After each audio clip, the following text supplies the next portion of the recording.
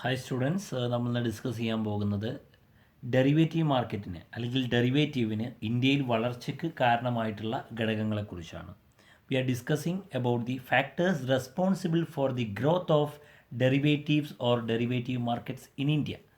ഇന്ത്യയിൽ ഡെറിവേറ്റീവ് ഇൻസ്ട്രുമെൻറ്റുകൾക്ക് ഡെറിവേറ്റീവ് മാർക്കറ്റിൻ്റെ വളർച്ചയ്ക്ക് വേണ്ടി സഹായിച്ചിട്ടുള്ള ഘടകങ്ങൾ ഏതൊക്കെയാണ് എന്നാണ് നമ്മൾ നോക്കുന്നത്.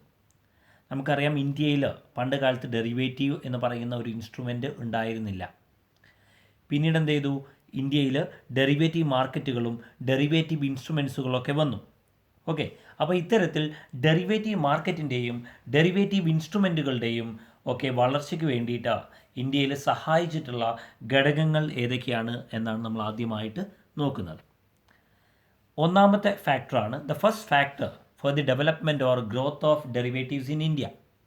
First one, increased volatility in asset prices, അല്ലെങ്കിൽ പ്രൈസ് വോളറ്റൈലിറ്റി എന്ന് നമുക്ക് പറയാം. ഇൻക്രീസ്ഡ് വോളറ്റൈലിറ്റി എന്ന് പറഞ്ഞാൽ എന്താ? ചേഞ്ച് അല്ലേ? അസറ്റിൻ്റെ വിലയിൽ, ആസ്തികളുടെ വിലയിൽ എന്ത് ചെയ്യുക?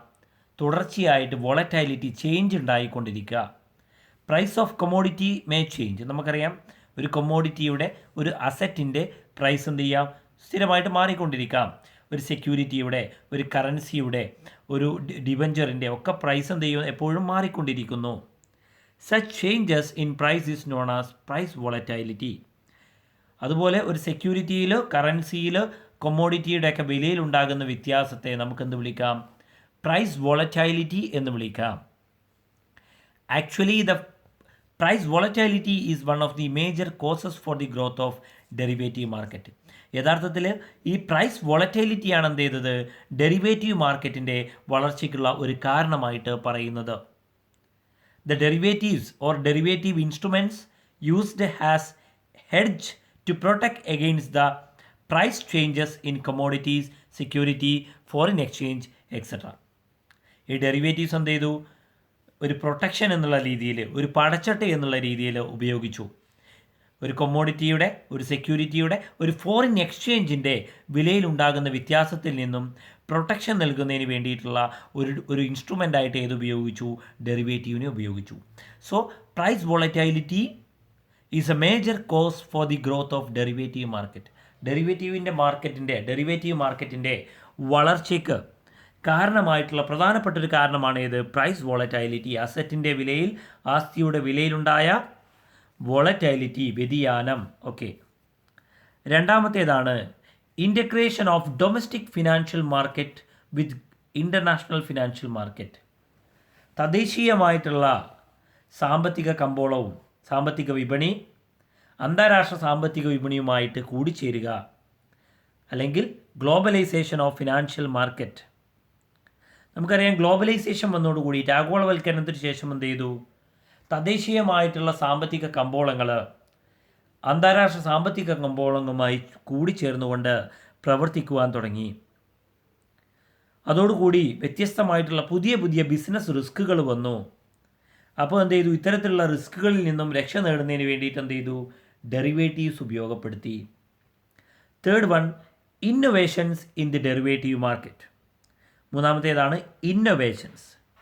ടെക്നോളജിക്കൽ ഇന്നൊവേഷൻസ്, അതുപോലെയുള്ള ഒരുപാട് ഇന്നൊവേഷൻസ് കൊണ്ടുവന്നു ഡെറിവേറ്റീവ് മാർക്കറ്റിൽ. ഡെറിവേറ്റീവ് മാർക്കറ്റിലെ ഇന്നൊവേഷൻസിനെ കുറിച്ച് പറയുമ്പോൾ എക്സോട്ടിക് ഓപ്ഷൻസ് ഒരു എക്സാമ്പിളാണ്. Exotic option is A combination of two underlying asset. രണ്ടോ അതിലധികമോ വരുന്ന അണ്ടർലൈയിങ് അസറ്റുകളുടെ ഒരു കോമ്പിനേഷൻ, അതിൻ്റെ അടിസ്ഥാനത്തിൽ ഉണ്ടാകുന്നൊരു ഡെറിവേറ്റീവാണ് ഏത്? എക്സോട്ടിക് ഓപ്ഷൻസ് എന്നറിയപ്പെടുന്നത്. എക്സോട്ടിക് ഓപ്ഷൻസ് പോലെയുള്ള പുതിയതായിട്ടുള്ള ഇന്നൊവേഷൻസ് ഡെറിവേറ്റീവ് മാർക്കറ്റിൽ കൊണ്ടുവന്നു. അണ്ടർലൈയിങ് അസറ്റ് ഒന്നല്ല, ഒന്നിലധികം അണ്ടർലൈയിങ് അസറ്റിന് മുകളിൽ എന്ത് ചെയ്തു? ഡെറിവേറ്റീവ് ഇൻസ്ട്രുമെൻസുകൾ ഉണ്ടാക്കി. പിന്നെയോ developments in technology and communication network. Technology, സാങ്കേതിക വിദ്യയിലും ആശയവിനിമയ സംവിധാനങ്ങളിലുമൊക്കെ എന്ത് ചെയ്തു? ഉണ്ടായ വളർച്ച. Development of technology and communication network is a major factor for the growth of derivatives in India. Development in technology, especially in the field of data processing, communication, order processing, transaction processing, ഇതിലൊക്കെ ഉണ്ടായ മാറ്റങ്ങൾ, പുതിയ പുതിയ വികസനങ്ങൾ, പുതിയ പുതിയ കണ്ടെത്തലുകൾ എന്ത് ചെയ്തു? ഡെറിവേറ്റീവ് മാർക്കറ്റിൻ്റെ വളർച്ചയ്ക്കും എന്ത് ചെയ്തു? സഹായിച്ചു എന്നാണ് എന്ത് ചെയ്യുന്നത്? പറയപ്പെടുന്നത്. അല്ലേ? ഹൈ സ്പീഡ് പ്രോസസ്സറുകൾ കണ്ടുപിടിച്ചു, പുതിയ പുതിയ നെറ്റ്വർക്ക് സിസ്റ്റംസ് കണ്ടുപിടിച്ചു, ഡാറ്റ എൻട്രിക്ക് വേണ്ടിയുള്ള പുതിയ പുതിയ മെത്തേഡുകൾ കണ്ടുപിടിച്ചു. ഇതൊക്കെ എന്താണ് ഇതിൽ എക്സാമ്പിളായിട്ട് പറയുന്നുണ്ട്. പിന്നെ പറയുന്നതാണ് advancement in financial theories. Financial തിയറീസിൽ എന്ത് ചെയ്തു? പുതിയ പുതിയ അഡ്വാൻസ്മെൻറ്റുകൾ വന്നു. നമുക്കറിയാം, തിയറീസ് നോക്കുകയാണെങ്കിൽ, അതായത് ഡെറിവേറ്റീവ്സിൻ്റെ വളർച്ചയ്ക്ക് വേണ്ടിയിട്ട് സഹായിച്ചിട്ടുള്ള ഒരുപാട് തിയറികളുണ്ട്. പണ്ട് കാലത്ത് ഫോർവേഡ് കോൺട്രാക്റ്റുമായി ബന്ധപ്പെട്ട ട്രഡീഷണൽ തിയറീസാണ് ഉണ്ടായിരുന്നത്, അല്ലേ? എന്നാൽ പിന്നീട് 1973 എന്ത് ചെയ്തു? ബ്ലാക്ക് ആൻഡ് സ്കോൾസ് എന്ത് ചെയ്തു? ഓപ്ഷൻ പ്രൈസിംഗ് മോഡൽ ഡെവലപ്പ് ചെയ്തു. ഓക്കെ, പുട്ട് ഓപ്ഷനും കോൾ ഓപ്ഷനും ഒക്കെ ആയി ബന്ധപ്പെട്ട ബ്ലാക്ക് ആൻഡ് സ്കോൾസ് എന്ത് ചെയ്തു? ഒരു ഓപ്ഷൻ പ്രൈസിംഗ് മോഡൽ കൊണ്ടുവന്നു 1973. പിന്നെന്ത് ചെയ്തു? 1970കളുടെ അവസാനത്തിൽ എന്ത് ചെയ്തു? ലൂയിസ് ഈഡിങ്ടൺ എന്ത് ചെയ്തു? ഈ പറയുന്ന വർക്ക്, ഫിനാൻഷ്യൽ ഫ്യൂച്ചേഴ്സുമായി ബന്ധപ്പെട്ട വർക്കിനെ എന്ത് ചെയ്തു? അത് ഒന്നും കൂടി എന്ത് ചെയ്തു? ഡെവലപ്പ് ചെയ്തു എന്നാണ് പറയുന്നത്. ഇത്തരത്തിൽ എന്ത് ചെയ്തു? പുതിയ പുതിയ തിയറികൾ, ഡെറിവേറ്റീവ്സുമായി ബന്ധപ്പെട്ട പുതിയ പുതിയ തിയറികൾ കൊണ്ടുവന്നതും ഡെറിവേറ്റീവ് മാർക്കറ്റിൻ്റെ വളർച്ചയ്ക്ക് സഹായിച്ചിട്ടുണ്ട്. പിന്നെ പറയുന്ന improvement in the financial awareness, സാമ്പത്തികമായ അവബോധം, സാമ്പത്തികമായിട്ടുള്ള ഫിനാൻഷ്യലായിട്ടുള്ള ഒരു അവബോധം എന്ത് ചെയ്യുക? അവെയർനെസ് ജനങ്ങൾക്കിടയിൽ ഉണ്ടാവുക, ഒരു ഇമ്പ്രൂവ്മെൻ്റ് ഉണ്ടാവുക. അത് ഇതിലെ എക്സാമ്പിളാണ് improvement in the financial awareness of the people. അതുപോലെ റിസ്ക് എലിമിനേഷൻ. നമുക്കറിയാം, derivatives are the instruments mainly used for the purpose of eliminating the risk or offsetting the risk or covering the risk.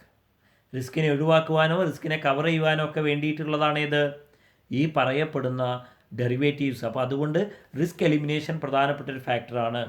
അതുപോലെ തന്നെ liquidity needs, for the purpose of liquidity, four the purpose of maintaining the liquidity maintain ചെയ്യുന്നതിന് വേണ്ടിയിട്ട് എന്ത് ചെയ്യുന്നുണ്ട്? ഇത്തരത്തിലുള്ള factors എന്ത് ചെയ്യുന്നുണ്ട്? ഉപയോഗപ്പെടുത്തുന്നുണ്ട്. അപ്പോൾ ഇത്തരത്തിലുള്ള ഫാക്ടേഴ്സ് ഇതുമായി ബന്ധപ്പെട്ടതാണ്. ഡെറിവേറ്റീവ് മാർക്കറ്റിൻ്റെ ഇന്ത്യയിലെ വളർച്ചയ്ക്ക് കാരണമായിട്ടുള്ള, ഉത്തരവാദിയായിട്ടുള്ള ഘടകങ്ങൾ ഏതൊക്കെയെന്ന് ചോദിച്ചാൽ ഇവയാണ് നിങ്ങൾ പറയേണ്ടത്, എഴുതി വെക്കേണ്ടത്. അപ്പോൾ ഈ പറഞ്ഞ കാര്യങ്ങൾ വ്യക്തമായി മനസ്സിലായിട്ടുണ്ടാവും എന്ന് കരുതുന്നു. Thank you.